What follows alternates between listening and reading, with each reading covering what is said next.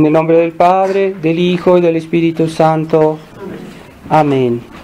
Ave María Purísima, sin pecado concebida. Estimados fieles, estimados hermanos, esta noche del Jueves Santo, la Iglesia nos quiere recordar ese momento tan importante en el cual nuestro Señor, antes de sufrir su pasión, quiso reunir a sus apóstoles en una última cena para hablarles como una despedida, ¿verdad?, antes de morir, como un momento importante en el cual se dice lo más importante, ¿verdad? Si alguno de nosotros tuviera que morir, pues diría lo más importante a aquellos que ellos ama justo antes de morir, su afecto y incluso pues lo que él quisiera, aquellos dones que él quisiera hacerles en ese momento, los dones más preciosos los haríamos en ese momento a nuestra familia, a nuestros agentes que amamos, que nos son más cercanos.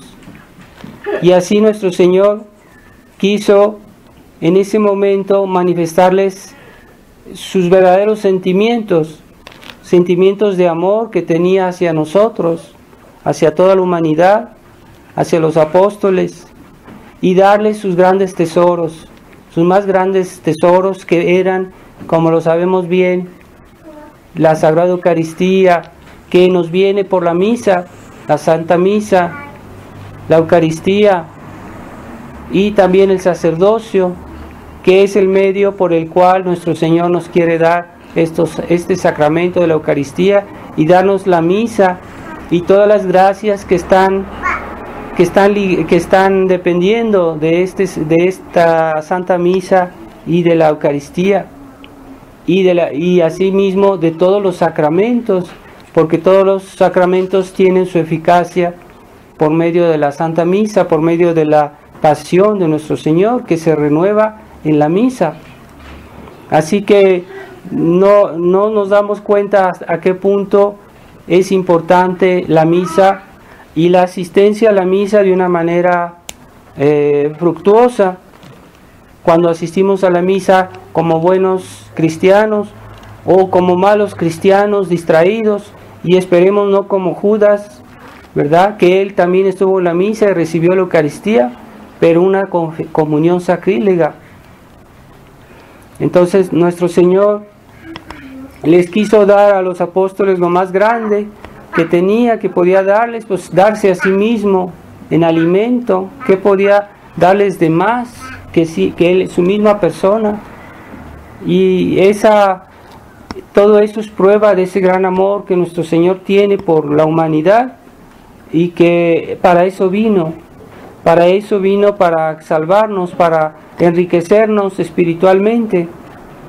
Y lo que más puede desolar y hacer sufrir su corazón, pues es la indiferencia de todos aquellos que no han querido escuchar la voz de la Iglesia, que no han querido escuchar a nuestro Señor por medio de sus apóstoles, a escuchar a nuestro Señor que nos habla en los santos evangelios, y que por ahí se hace el camino para que nos dé nuevas gracias.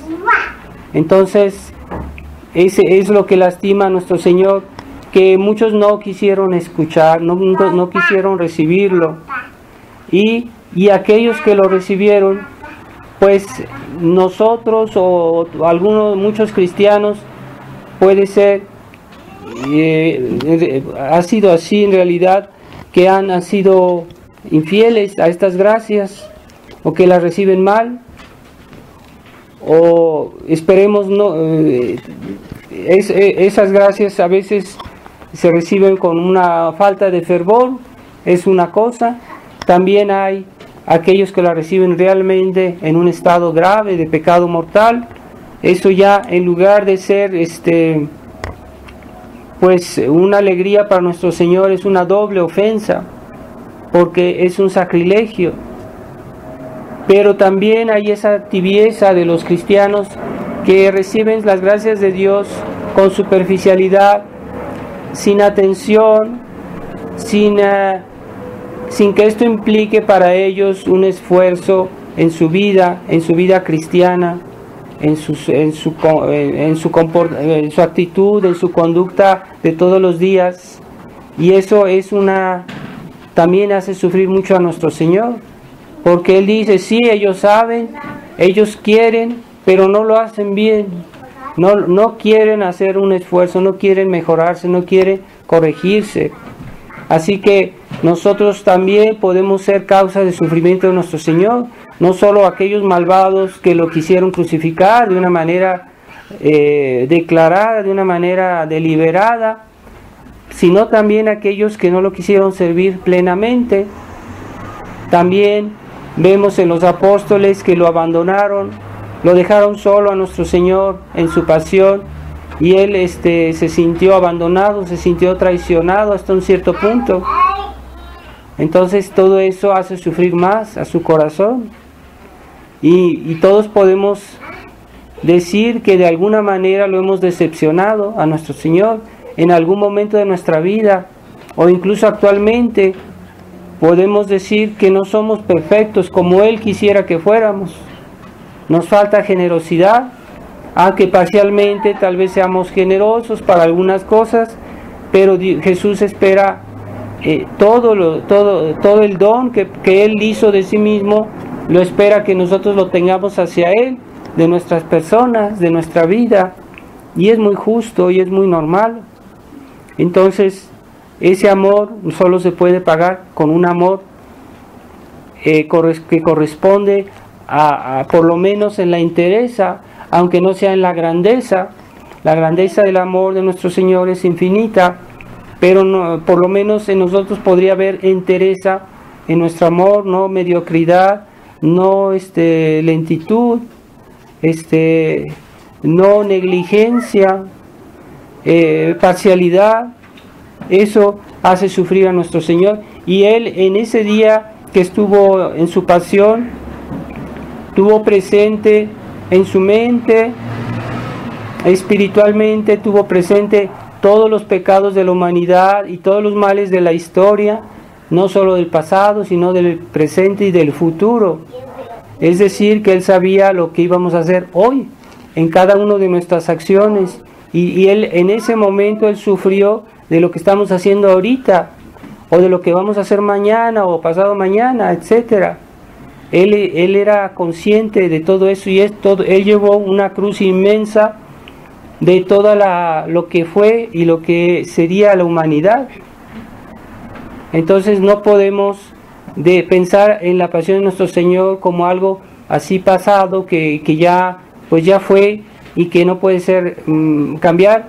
Pues sí puede, en cierto sentido, lo que hacemos hoy influye en el sufrimiento de nuestro Señor, de aquella época, en aquel instante, en aquellos momentos.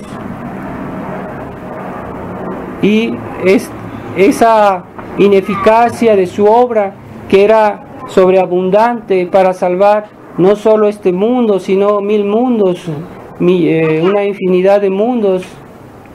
Pues bien, a pesar de la sobreabundancia de sus dones, de la generosidad de su corazón, bien, Él sabía que muchas almas iban a condenar, que muchas almas no solo iban a rechazar sus dones, sino que incluso lo iban a perseguir a Él mismo, o a su iglesia, o a todos aquellos que eran miembros de su cuerpo místico, en los cuales Él mismo se ve, como dice, todo lo que me hagáis a uno de estos pequeños, me lo hacéis a mí. Pues bien, esa persecución contra su iglesia, nuestro Señor la ve como hacia Él. Entonces es un amor lastimado, el amor de nuestro Señor, es un amor que está dolido por esa falta de respuesta de los hombres, de nosotros, en diversas medidas. Cada quien sabe, tiene su medida de infidelidad, la medida en que ha ofendido a Dios. Entonces podemos tratar de consolar a nuestro Señor de alguna manera por esos pecados que hemos hecho en el pasado, por esos pecados que vamos a hacer tal vez en el futuro. Podemos tratar de en cierta manera pedirle perdón para que nos permita de no caer en ellos, nos permita de tener un corazón recto y una actitud que corresponda a nuestros deseos, porque a veces decimos, yo quiero hacer esto, yo quiero portarme bien, y después no se hace, no lo hacemos bien.